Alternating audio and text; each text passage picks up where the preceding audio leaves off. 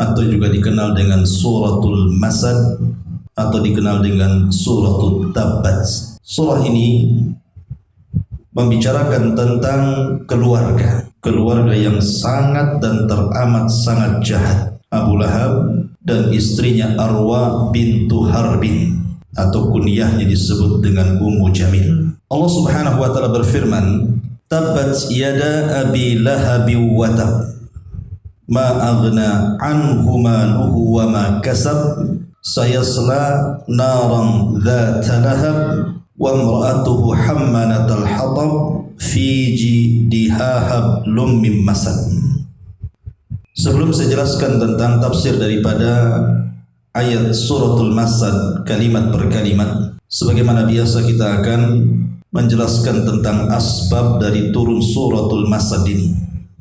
Ketika Nabi SAW turun surah wa anzir ashiratakal aqrabin, dan berilah peringatan kepada keluarga terdekat Muhammad Muhammad, maka Nabi SAW setelah fajar menyingsing, maka Nabi SAW naik ke atas bukit Safa. Disitulah Nabi SAW menyeru seluruh kabilah Quraisy, dan itu pertama kali Nabi SAW mengumpulkan seluruh manusia di bukit itu.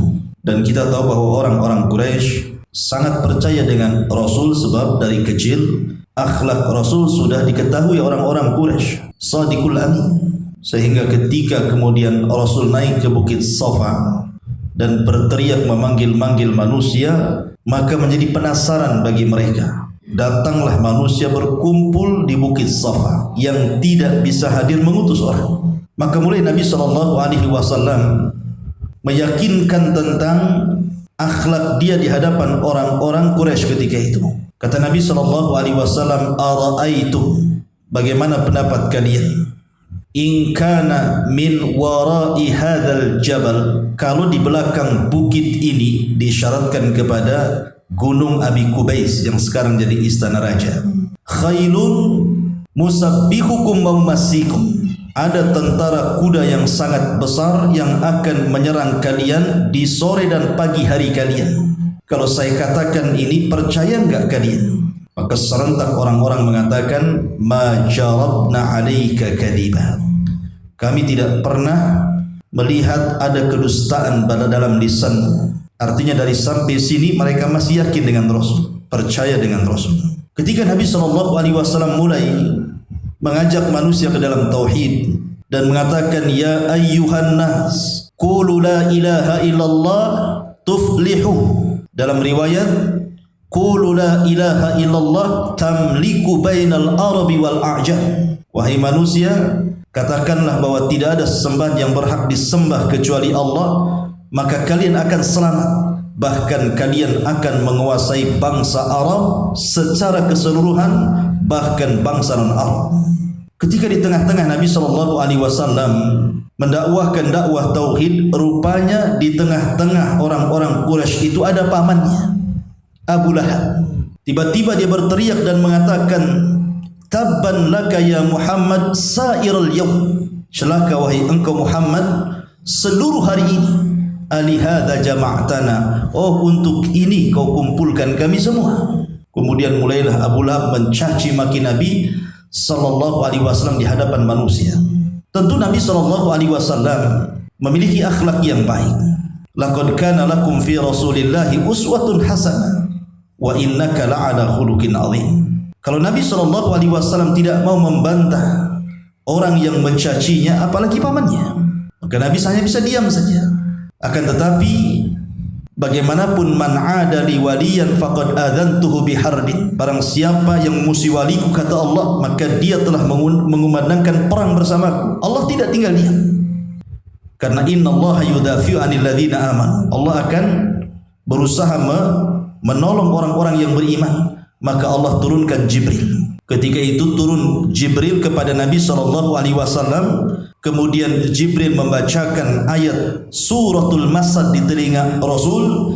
dan diperintahkan Rasul untuk membaca ayat ini di tengah-tengah manusia.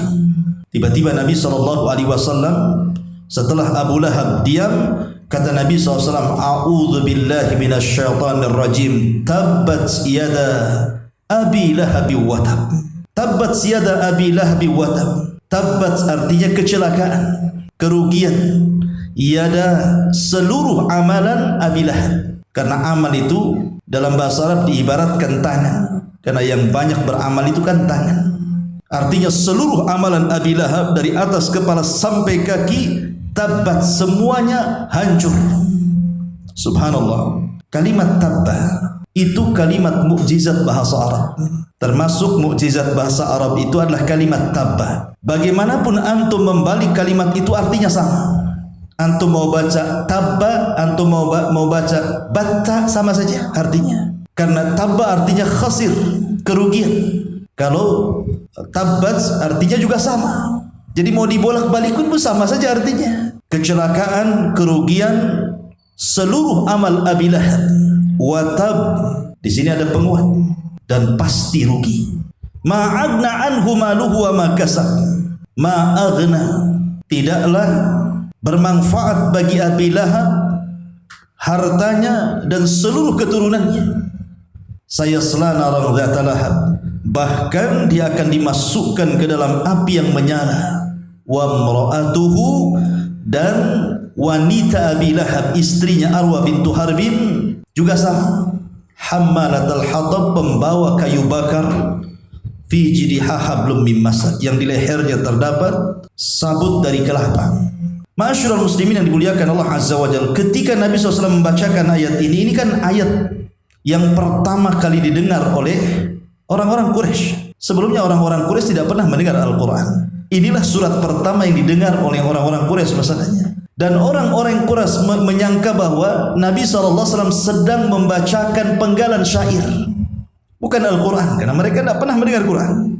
Disangkanya itu penggalan syair. Dan syair dalam dunia Arab ketika itu suka dinukil-nukilkan, suka dibaca, suka dibicarakan. Maka syair itu kalau di sekarang itu sama dengan media, sama dengan YouTube, sama dengan televisi, sama dengan radio. Itulah media. Jadi kalau orang kemudian merangkai syair, maka syair itu akan mudah untuk dihafal kemudian menyebar kemana-mana. Maka kemudian setelah Nabi SAW membacakan ayat ini, langsung dihafal manusia. Bubarlah manusia. Akhirnya mereka membaca surah Tabbat di rumah-rumah mereka, di pasar-pasar mereka, di perkumpulan mereka. Celakanya mungkin seorang musafir yang dari jauh ke Mekah kemudian hafal, kemudian pulang membaca lagi pula di rumahnya. Bayangkan bagaimana Abu Lahab dihinakan di permulaan. Lah ketika itu Arwa bintu Harbin itu kan tidak hadir dalam pertemuan itu, tidak ikut terlibat, maksudnya istri Abu Lahab itu. Mendengar suaminya dijelek-jelekan dengan turunnya Tabbat Yada ini, marah dia. Akhirnya kemudian dia membawa batu untuk mencari Nabi SAW. Datanglah Ummu Jamil ke Ka'bah. Ketika itu Rasul sedang duduk bersama Abu Bakar. Abu Bakar sudah ketakutan itu. Karena Ummu Jamil itu bukan wanita biasa, itu wanita bangsawan. Dia saudari daripada Abu Sufyan, pemimpin Arab. Jadi wanita bangsawan gitu. Di tangannya ada batu. Ini sudah Abu Bakar sudah nyangka ini pasti akan berbuat jahat.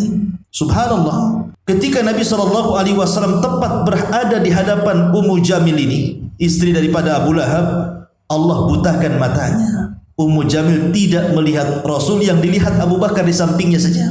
Kemudian Ummu Jamil mengatakan kepada Abu Bakar, "Aina sahibu?" Wahai Abu Bakar, di mana tu kawanmu? Maksudnya Muhammad. Abu Bakar bingung ada di sampingnya. Tapi Nabi SAW hanya mengisyaratkan saja. Kemudian Abu Bakar mengatakan, "Untuk apa kau cari Muhammad SAW?" Maka Ummu Jamil mengatakan, "Balaghani annahu yahjuni." Telah sampai berita kepadaku dia mencela diriku. Karena dalam surat Tabbat dibawa-bawa namanya, wa mar'atu hammalatal hatab. Kemudian dia mengatakan, la in ra'aituhu, kalau aku melihat dia, maksudnya Muhammad itu, la aqamnahu bihadal fihrifa, aku akan lempar batu ini untuk menyumpal lisannya, mulutnya. Mau dilempar sama batu mulutnya. Kemudian dia membacakan syair mudhammaman abaina wa amrahu qalaina dan begitu seterusnya. Kemudian pergi. Abu Lahab, Abu Bakar bingung. Kenapa Mujamil tidak melihat Rasul pada di depannya? Maka Nabi SAW mengatakan, ya Aba Bakrin a'mallahu basaraha. Wahai Abu Bakar, Allah butakan matanya sehingga dia tidak bisa melihat diriku. Dari sini ma'asyiral muslimin yang dimuliakan Allah Azza wa Jalla, bagaimana awal permulaan Abu Lahab dan cacian Abu Lahab kepada Nabi SAW, dan dia orang yang pertama sebelum ada orang Quraisy yang menentang dakwah Rasul. Subhanallah, Rasul diuji dengan diberi musuh pertama justru pamannya sendiri, bukan orang lain. Dan kita katakan tidak heran kalau Abu Lahab itu mencela Nabi SAW, karena memang permusuhan Abu Lahab kepada Rasul luar biasa. Maka kita akan kenal siapa Abu Lahab ini sebenarnya, dan bagaimana bisa turun ayat ini, dan apa maksud ayat ini kepada Abu Lahab. Abu Lahab itu kunyah. Dalam Islam itu ada al-ismu, ada al-kunyatu, ada al-laqabu. Ada nama, ada kunyah, ada laqab. Nama ma'ruf, nama saya Ajat Sudrajat. Kunyahnya Abu Humairah. Nama dan kunyah ini sebuah keagungan. Tapi laqab itu berbeda. Laqab itu biasanya untuk merendahkan. Makanya Allah mengatakan wala tanabazu bil alqab. Jangan kalian merendahkan orang lain dengan laqab.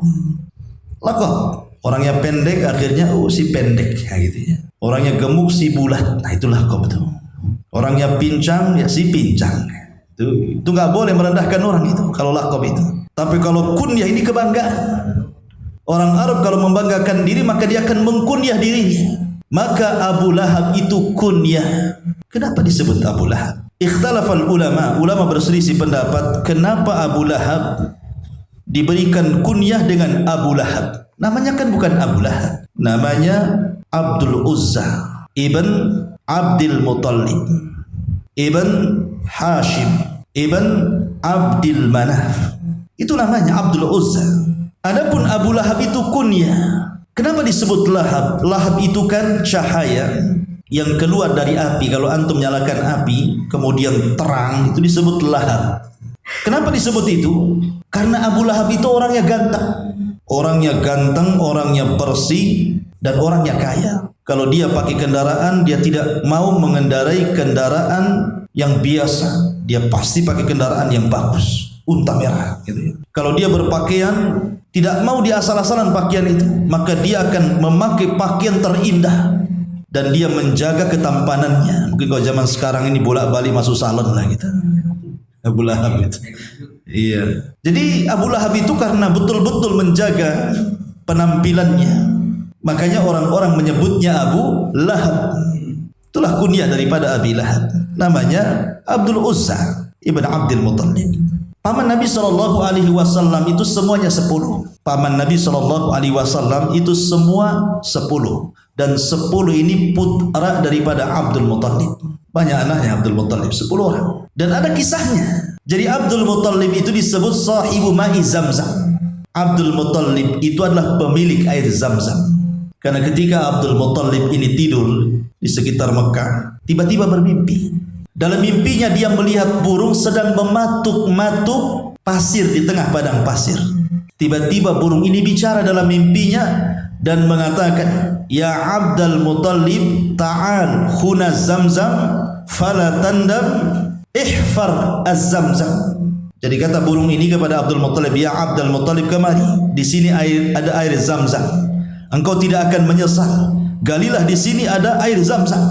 Bangunlah Abdul Muttalib ini. Kemudian mengikuti arah mimpinya. Tiba-tiba kemudian dia gali tempat yang burung itu menggali dalam mimpinya. Setelah digali semakin dalam, tiba-tiba keluar Zamzam dari situ. Keluar air, dan saat itu air sangat dihajatkan. Susah cari air saat itu. Ketika ada air, datang kabilah manapun akhirnya ingin mengambil air ini. Kata Abdul Muttalib, tidak, ini air saya. Tidak boleh ada yang memilikinya kecuali saya. Tapi kabilah-kabilah yang lain tidak mau. Harus dipakai sama-sama. Kata Abdul Muttalib, tidak bisa. Karena saya yang menemukan, maka ini milik saya. Tapi semakin kemudian perlawanan kabilah-kabilah itu mau memiliki, akhirnya kata Abdul Muttalib, ya sudah, kalau begitu kita berhukum dengan seorang dukun. Apa kata dia kita laksanakan. Sementara rumah dukun itu jauh. Berangkatlah pemimpin-pemimpin kabilah ini ke rumah dukun. Rupanya karena melewati padang pasir saking jauhnya, kehausanlah orang-orang itu sampai hampir mati. Dan sebagian mereka sudah menggali kuburan-kuburan mereka. Kecuali Abdul Muttalib tiba-tiba menghentakkan kakinya, keluar pula air. Akhirnya kemudian mereka pun bisa minum daripada air yang dihentakkan kaki Abdul Muttalib dan mereka selamat dari kematian. Kata Abdul Muttalib, aku sudah menyelamatkan kalian dengan air ini, maka kalian tidak berhak memiliki air yang di sana, maksudnya Zamzam. Sejak itu Zamzam hanya dimiliki oleh Abdul Muttalib. Lah akhirnya kemudian Abdul Muttalib takut karena sudah melihat bagaimana kabilah-kabilah ini mau mengambil Zamzam, siap perang gitu kan untuk memperebutkan air. Dari sinilah Abdul Muttalib bernazar kepada Allah agar diberikan anak 10 untuk menjaga Zamzam ini. Dan dia katakan, kalau seandainya Allah berikan kepadaku 10 anak laki-laki, maka ku sembelih salah satunya. Akhirnya Allah takdirkan betul. Abdul Muttalib akhirnya punya anak 10 orang. Tapi kemudian Allah lupakan nazarnya. Ketika kemudian Abdullah, ayahanda Nabi SAW, putra Abdul Muttalib, usianya sudah 10 tahun, barulah Abdul Muttalib ingat nazarnya. Bahwa dia mengatakan kalau dia memiliki 10 anak laki-laki, ku sembelih salah satunya sebagai rasa syukurnya kepada Zamzam itu. Baru ingat. Maka setelah kemudian ingat, dia pun menunjuk Abdullah, ayahanda Nabi SAW, anak yang akan disembelihnya. Dibawalah Abdullah ini ke tempat di mana Ibrahim hendak menyembelih Ismail. Dibawa ke tempat itu. Ketika orang-orang Quraisy tahu bahwa Abdul Muttalib ini akan menyembelih Abdullah, tentu mereka menolak. Sebab Abdul Muttalib itu pembesar Quraisy, pemimpin Arab. Akan jadi contoh nantinya. Kalau ada orang-orang Quraisy yang memiliki anak sampai 10, nanti akan harus disembelih salah satunya, kan begitu. Akan jadi contoh masalahnya. Orang-orang Quraisy tidak mau. Kemudian kata Abdul Muttalib, ini nazar, saya harus laksanakan. Lalu bagaimana caranya supaya saya lepas dari nazar ini? Maka mereka mengatakan, kita berhukum kepada dukun. Kita datangi lagi dukun itu. Akhirnya datang lagi ke dukun itu. Kata dukun itu, kalau memang engkau tidak mau menyembelih putramu, maka engkau harus berbuat qur'ah. Diundi. Sediakan 10 ekor unta, kemudian kau undi. Mungkin kalau sekarang kayak ngocok arisan gitu ya. Ditulis 10 ekor unta, kertas satunya ditulis Abdullah. Dikocok gitu ya. Dikeluarkan. Kalau pas keluar Abdullah, terpaksa disembelih. Kalau yang keluar 10 ekor unta, maka cukup yang disembelih 10 ekor unta ini. Ketika kocokan pertama, Abdullah pula yang keluar. Pasang lagi 10 ekor unta. Dikocok lagi, Abdullah lagi yang keluar. Pasang lagi 10 ekor unta. Sampai 100 ekor unta, baru keluar unta. Dari situ, maka 100 ekor unta disembelih. Dan ini pun menjadi diat bagi para pembunuh. Orang kalau yang membunuh, kisos. Itu kalau semua keluarga setuju. Tapi kalau tidak semua keluarga setuju, maka tidak boleh kisos. Berarti bayar diat 100 ekor unta. Jadi kisos itu tidak sembarang. Pemainnya saya keluarga 10 orang. Kalau sepakat 10 orang ini mengatakan dia harus kisos karena dia sudah membunuh satu di antara keluarga kami, maka dia harus dibunuh. Berarti tegak kisos. Kenapa? Karena sepakat semua keluarga. Tapi kalau 9 orang sepakat, satu tidak bisa kisos. Berarti harus beralih kepada hukum Islam yang kedua, dari kisos ke diat. Dan diatnya pembunuh itu dia harus membayar 100 ekor unta kepada korban. Nah, ketika sudah disembelih, karena Abdul Muttalib itu kan peternak unta. Makanya kalau saya cerita kepada antum cerita Abraha ketika hendak menyerang Ka'bah. Abraha itu kan mencuri untanya Abdul Muttalib kan, 200 ekor unta. Karena memang Abdul Muttalib itu peternak unta-untanya banyak. Jadi kalau unta 100 itu gampang. Gampang sekali disembelih karena dia memang peternak unta. Jadi setelah kemudian disembelih 100 ekor unta ini, maka selamatlah Abdullah. Dari sinilah maka Nabi SAW disebut Ibnu Adz-Dzabi, anak dari orang tua yang akan disembelih. Abdullah. Intinya bahwa Abdul Muttalib itu punya anak 10. Tetapi dari 10 anak ini, Yang hidup sampai Nabi diangkat menjadi Nabi dan Rasul cuma 4 saja. Yang 6 meninggal. Pertama, Abu Lahab. Yang kedua, Abu Talib. Yang ketiga, Hamzah. Dan yang keempat, Abbas. Ini 4 paman yang menyaksikan diangkatnya Nabi menjadi Nabi dan Rasul. Dari 4 pamannya ini terbagi menjadi 3. Ada paman-pamannya Rasul yang masuk Islam. Dialah Hamzah dan Abbas. Yang kedua, ada pamannya yang tidak masuk Islam tetapi seluruh hidupnya untuk membela Islam, Abu Talib. Dan yang ketiga, ada pamannya yang sama sekali tidak mau masuk Islam dan justru menjadi penentang Islam. Itulah Abu Lahab yang kita ceritakan di sini. Dia tidak masuk Islam, justru memusuhi Islam. Sehingga turun suratul Masad atau suratul Lahab mencela Abu Lahab. Subhanallah ikhwan. Suratul Lahab ini bukan surat yang panjang, bukan seperti Al-Baqarah, Al-Imran, An-Nisa gitu ya. Tapi suratul Lahab ini kan surat pendek sekali, sehingga mudah dihafal. Bukan antum saja, anak-anak antum pun hafal suratul Lahab itu. Artinya ayat ini akan mudah dibaca dan akan senantiasa dibaca. Karena Allah tidak selipkan kisahnya di tengah-tengah Al-Baqarah, di tengah-tengah Al-Imran, di tengah-tengah An-Nisa. Tidak, tetapi menyendirikan suratul Masad menjadi surat sendiri dalam juz amma. Dan termasuk Qisarus Suwar namanya, surat terpendek, sehingga mudah dihafal. Subhanallah ya, setiap hari kita mendengar imam membaca Tabbat Siada. Bahkan di surat favorit antum dalam surat-surat antum, Tabbat Siada. Itu lagi Tabbat Siada, Tabbat.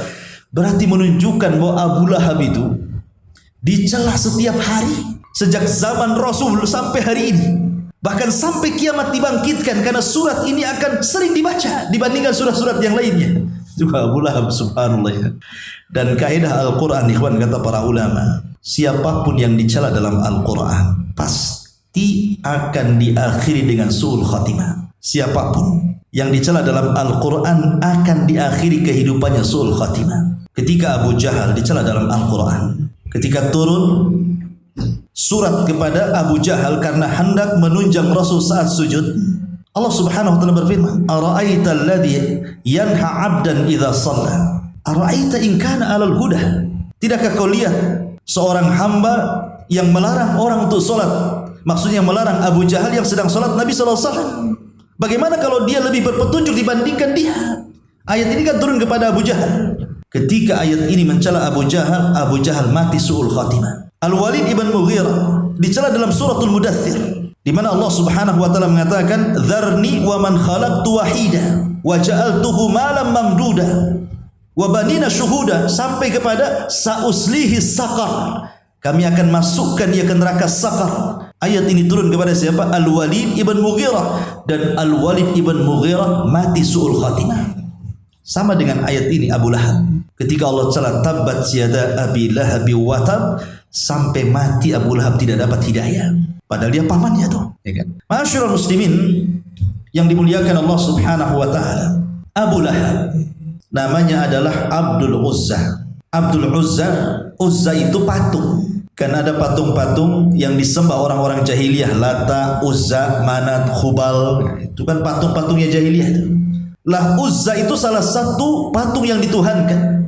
Lah nama Abu Lahab itu adalah Abdul Uzza, artinya nama kesyirikan. Makanya kenapa kemudian setelah suratul Masad turun suratul Ikhlas kan? Qul huwallahu ahad. Karena Allah Subhanahu wa taala tidak punya Uzza sebagai syarikatnya.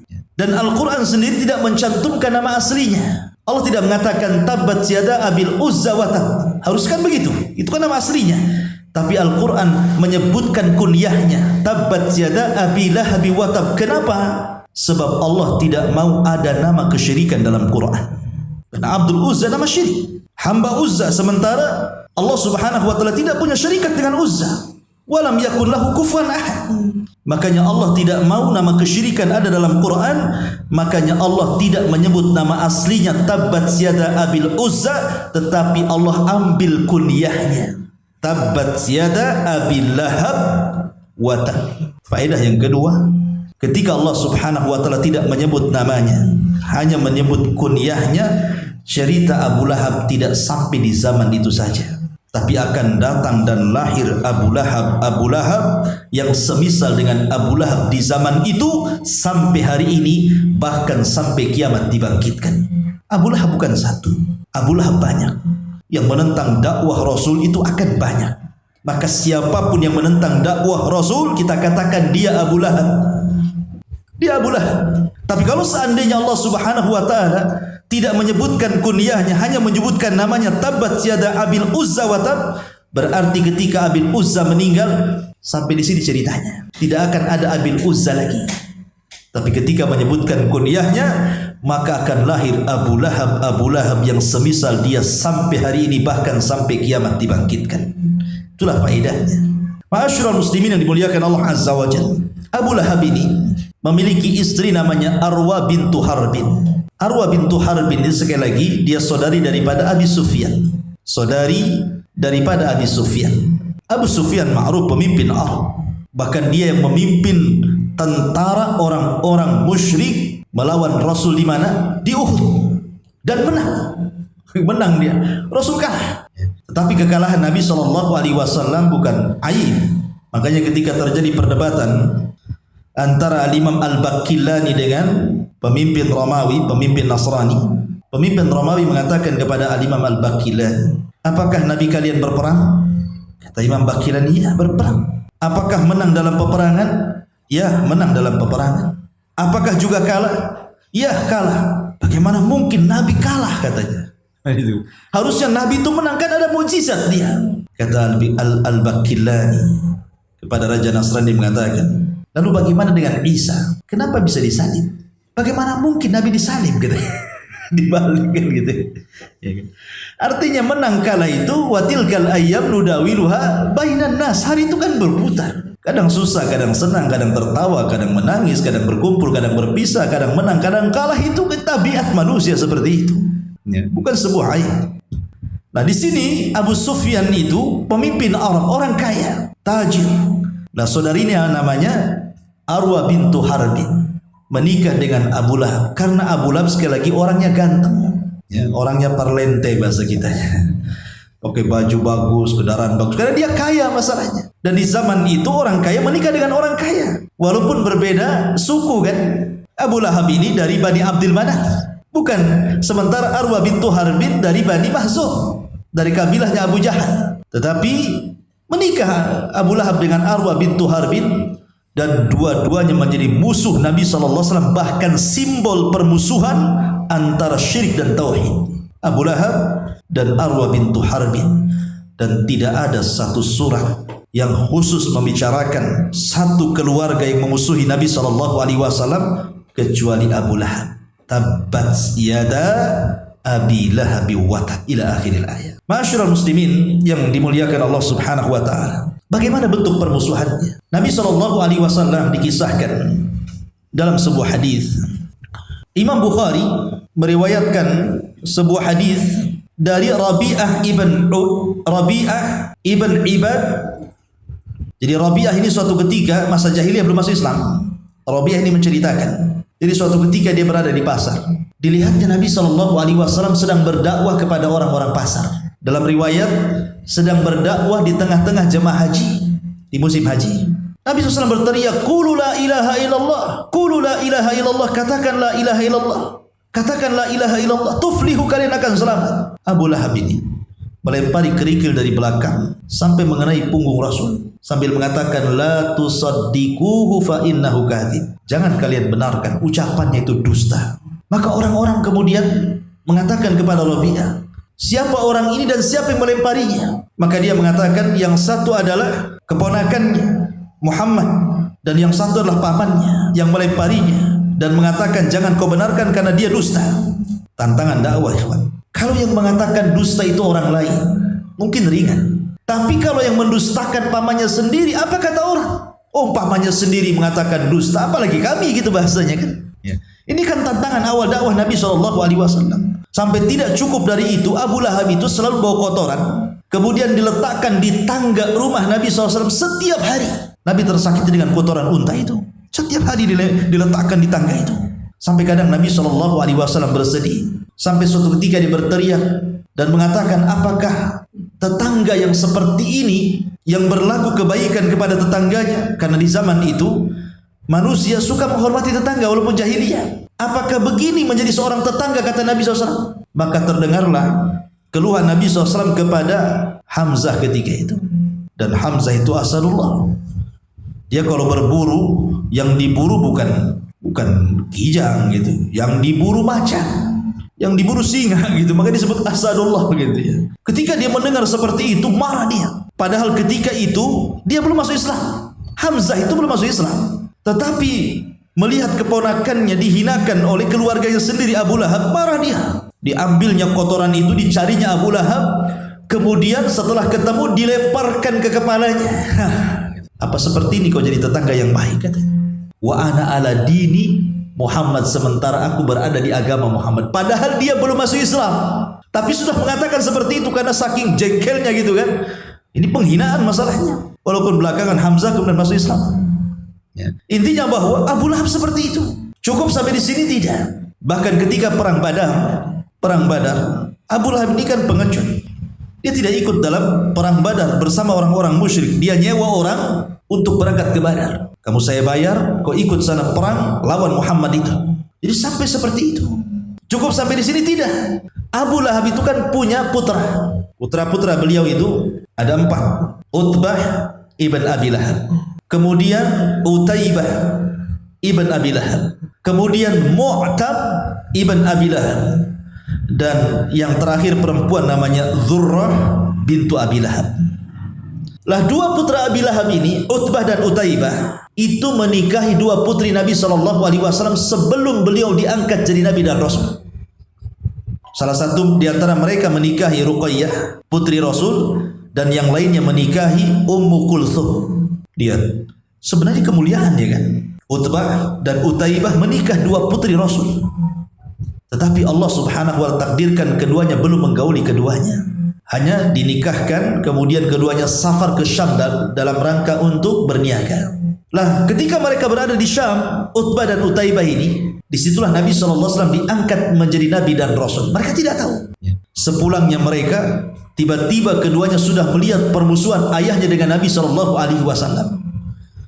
Maka datang saja, keduanya duduk di kursi, maka Arwa bintu Harbin, istri Abu Lahab, mengatakan, Ra'si wa ra'sukum haram. Kepalaku dan kepala kalian berdua haram jika di rumah ini masih ada Ruqayyah dan Ummu Kulthum. Ceraikan keduanya untuk menyakiti Rasul. Maka akhirnya kemudian Utaibah mengembalikan mengembalikan Ummu Kulthum kepada Nabi SAW dan menceraikannya. Tapi Utbah ini dia agak sangar sedikit. Dia ingin menunjukkan supaya bangga di hadapan bapaknya. Dia datang kepada Nabi SAW dan mengatakan, ya Muhammad, aku ceraikan putrimu. Setelah itu kemudian dia meludahi Rasul dari jarak dekat. Tapi ludah itu tidak kena. Meludahi seorang Nabi, ikhwan, ini sebuah jarimah, kriminal. Maka Nabi SAW murka, kemudian berdoa kepada Allah, Allahumma sallit alaika kalbun min kilabi. Ya Allah, utus kepada orang ini anjing dari anjing-anjingmu, kata Rasul. Oh, bayangkan, Nabi kalau sudah berdoa mustajab. Pulanglah Utbah ini bercerita kepada ayahnya bahwa dia didoakan oleh Nabi SAW bahwa Allahumma sallit alaihi kalbun min kilabi. Ya Allah, utuslah kepada orang ini anjing dari anjing-anjingmu. Mendengar ini Abu Lahab ketakutan tuh, karena dia tahu bahwa doanya Rasul pasti mustajab tuh, walaupun dia masih jahiliyah. Maka keesokan harinya ketika hendak berangkat ke Syam berdagang, dia kumpulkan kawan-kawannya dan dia terngiang dengan doa Nabi SAW dan mengatakan, jaga putraku. Seolah-olah dia yakin. Berangkatlah orang ini ke Syam. Dan Allah takdirkan ketika sampai di perbatasan Syam, mereka sedang istirahat di bawah pohon. Ketika Utbah bangun, rupanya ada singa di hadapannya, langsung kemudian menerkamnya sehingga terputus kepala dari badannya. Sehingga ketika singa itu menerkam lehernya, dia sempat berbicara dan mengatakan, qatalani Muhammad, qatalani Muhammad, katanya. Muhammad sedang membunuhku, Muhammad sedang membunuhku. Di mana? Rasul di Madinah, ini di Syam. Kan gitu ya. Tapi begitulah ikhwatu fillah, azab Allah Subhanahu wa taala, siapapun yang menghina Rasulnya, menghina walinya, maka Allah Subhanahu wa taala kumandangkan perang bersamanya. Tabbat yada Abi Lahab wa tab. Ma aghna anhu maluhu wa ma kasab. Tidak bermanfaat hartanya, wa ma kasab, dan apa yang ia usahakan dari anak-anaknya. Begini ikhwan, sirru tughyan, rahasia orang bisa berbuat zalim, ataupun rahasia orang bisa berbuat jahat ataupun melampaui batas, itu salah satunya karena harta. Makanya Allah mengatakan, kalla innal insana la yatgha an ra'ahu istaghna. Manusia itu mudah melampaui batas, melakukan kezaliman apabila Allah lebihkan dia dari harta. Orang kalau sudah banyak fulusnya, gitu ya. Orang kalau sudah banyak uangnya, kaya raya, pasti congkak dia, pasti sombong. Apalagi kemudian mendapatkan pangkat, jabatan, dan kedudukan, makin sombong. Itulah rahasia kejahatan orang itu ada di harta. Makanya Rasul mengatakan, malun saleh li rajulin saleh. Harta yang baik itu kalau yang pegang orang baik. Sama dengan harta yang buruk itu kalau yang memegang orang jahat. Maka harta itu siapa yang memegangnya? Kalau dia orang baik, maka akan dibelanjakan kepada yang baik. Kalau dia orang jahat, pasti dibelanjakan kepada yang jahat.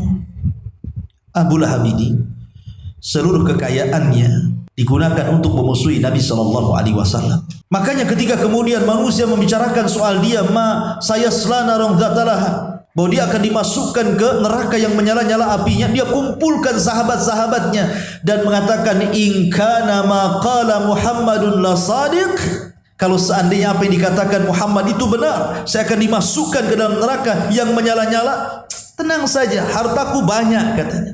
Anak-anakku sukses-sukses, mereka akan menjadi tebusan bagiku. Ketika dia mengatakan seperti itu, maka Allah katakan, ma agna anhu maluhu wa ma kasab. Tidak manfaat harta dan juga anak-anaknya. Yauma la yanfa'u malun wala banun illa man atallaha biqalbin salim. Karena pada hari di mana tidak bermanfaat harta dan kekayaan, yang bermanfaat itu orang yang datang kepada Allah dengan membawa hati yang selamat, kata Allah.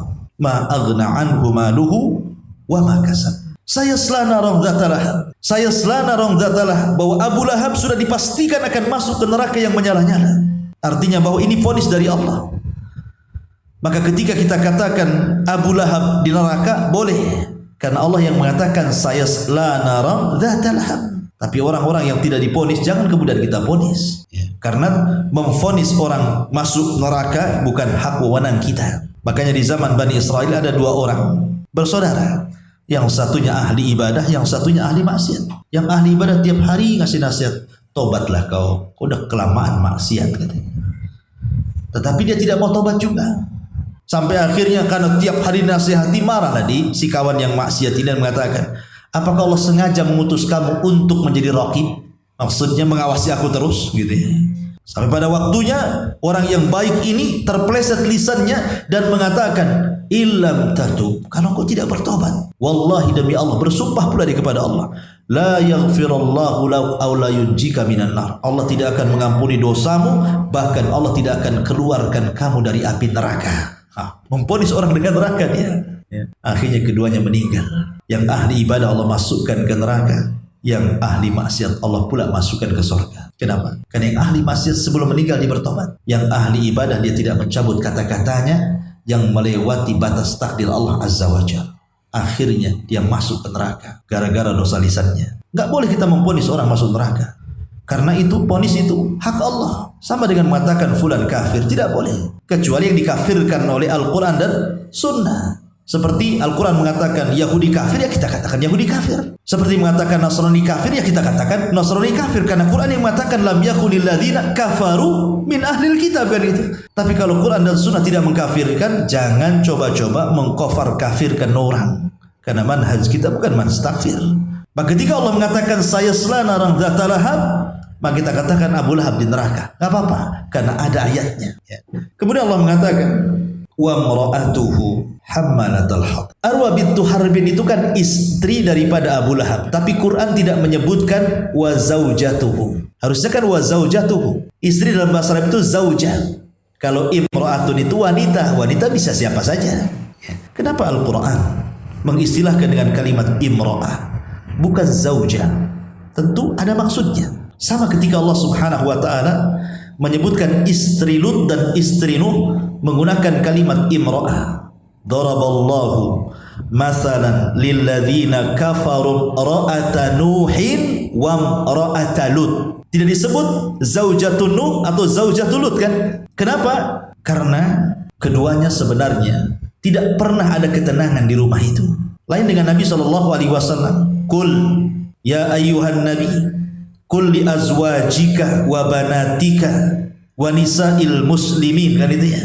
Katakan kepada azwaj, istri-istrimu, bukan kepada wanita, bukan begitu.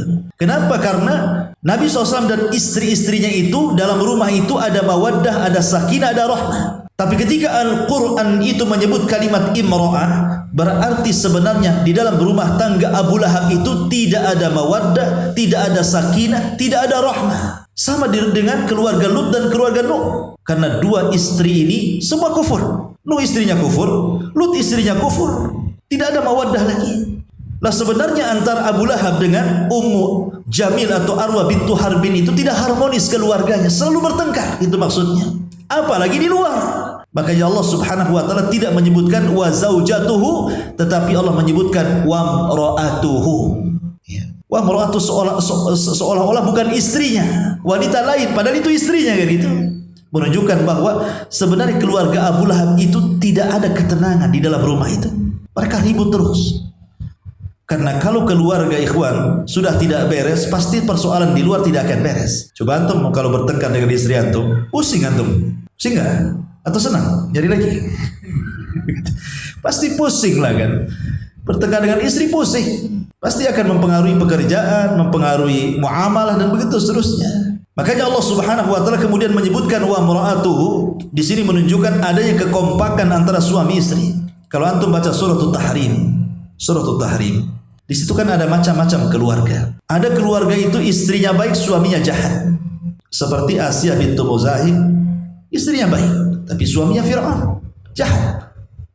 Kemudian yang kedua ada terbalik, suaminya baik, istrinya jahat pula. Seperti keluarga Nuh dan Lut.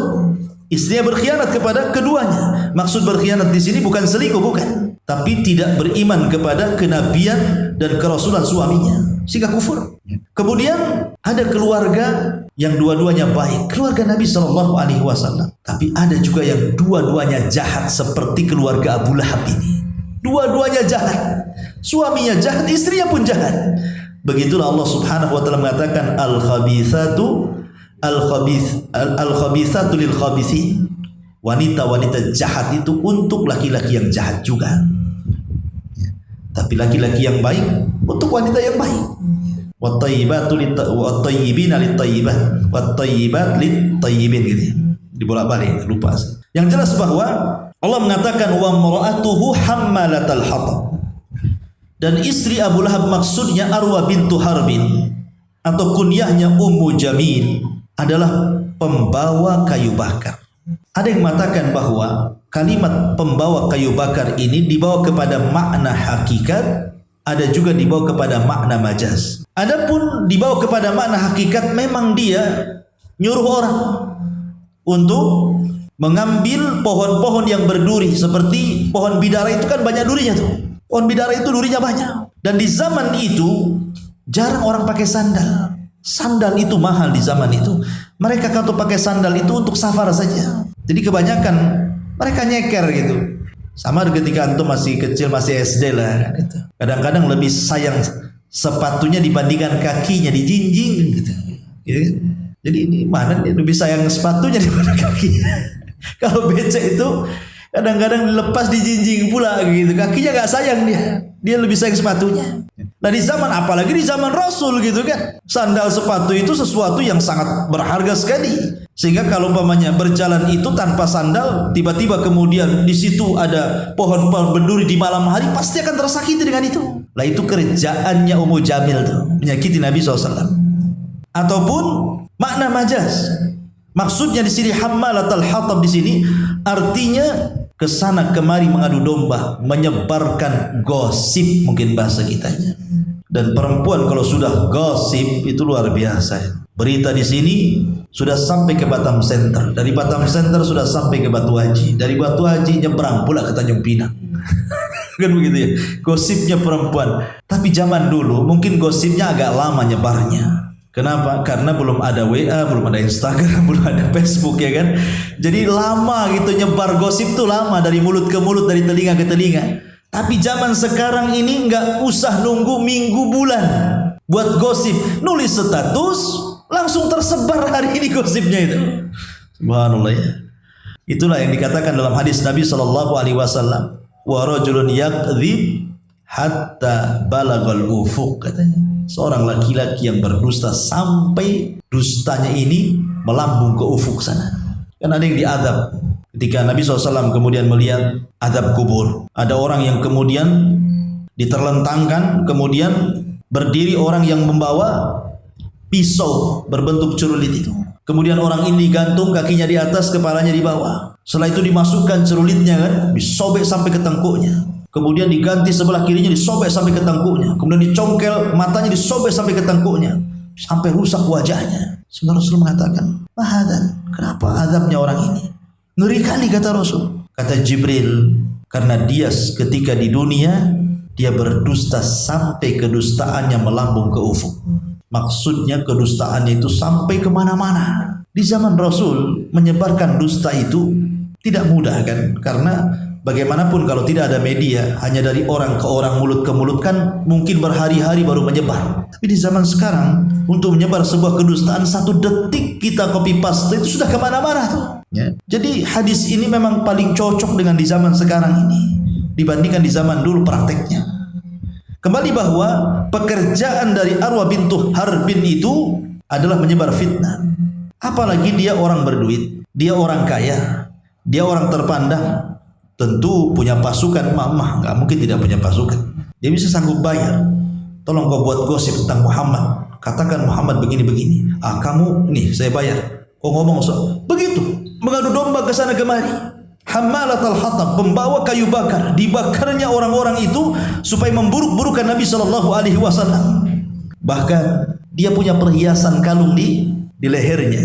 Itu sampai kalung itu diambilnya, dijualnya hanya untuk membiayai memusuhi Nabi Shallallahu Alaihi Wasallam. Makanya sebagai balasannya fi jidihahab lumim masa. Maka di akhirat kelak akan ada sabut kelapa yang dibakar oleh api kemudian dikalungkan di lehernya. Karena al jazau min jinsil amal, balasan itu disesuaikan dengan amalannya. Ketika dia menjadikan kalung sebagai modal dana untuk memusuhi Rasul, maka kelak akan dikalungkan dari api neraka oleh Allah Subhanahu wa taala. Inilah suratul Masad. Suratul Masad dan akan dibaca sampai kiamat dibangkitkan. Walaupun kemudian 3 anak Abi Lahab belakangan setelah Fathu Mekah semua masuk Islam. Taibah, Utbah, Zurrah bintu Abi Lahab semua masuk Islam setelah Fathu Mekah. Tetapi 3 orang, Abu Lahab, istrinya Arwah bintu Harbin dan Utbah, mereka mati di atas kekufuran dan su'ul khatimah. Ini di antara kisah Abu Lahab yang terdapat dalam suratul Lahab. Bagaimana wafatnya Abu Lahab? Ma'asyiral muslimin yang dimuliakan Allah Azza wa Jalla. Ada yang mengatakan wafatnya Abu Lahab itu ketika perang Badar. Allah menangkan kaum muslimin. Dan perang Badar itu pemicunya adalah Abi Sufyan, suami ataupun saudara daripada istrinya Abi Lahab. Itulah pemicunya. Karena ketika Nabi mendengar bahwa Abu Sufyan membawa kafilah dagang dari Syam dibawa ke Mekah, Rasul ingin mengambil kafilah dagang itu sebagai balasan ketika sahabat hijrah dari Mekah ke Madinah, hartanya diambil orang Quraisy. Makanya al-jaza min jinsil amal. Harta ini harus kita ambil sebagai balasan mereka mengambil harta kita dulu waktu hijrah, kata Rasul. Rupanya Abi Sufyan mendengar kabar berita bahwa akan ada penyerangan kepadanya, maka segera dia menyewa seorang laki-laki namanya Dhamdham, pemacu kuda tercepat kala itu, untuk memberitahu orang-orang yang di Mekah bahwa dia akan diserang. Maka mendengar hal itu Abu Jahal bangkit, kemudian membawa pasukan besar untuk menyelamatkan Abu Sufyan. Rupanya berjumpa di Badar. Ketika itu Rasul tidak tahu bahkan akan melawan pasukan sebanyak itu, karena niatnya tidak hendak berperang di Badar, tetapi hendak mengambil hartanya Abu Sufyan. Makanya ketika itu Rasul tidak banyak membawa orang, hanya 300 orang saja. Sementara Abu Lahab membawa 1000 lebih.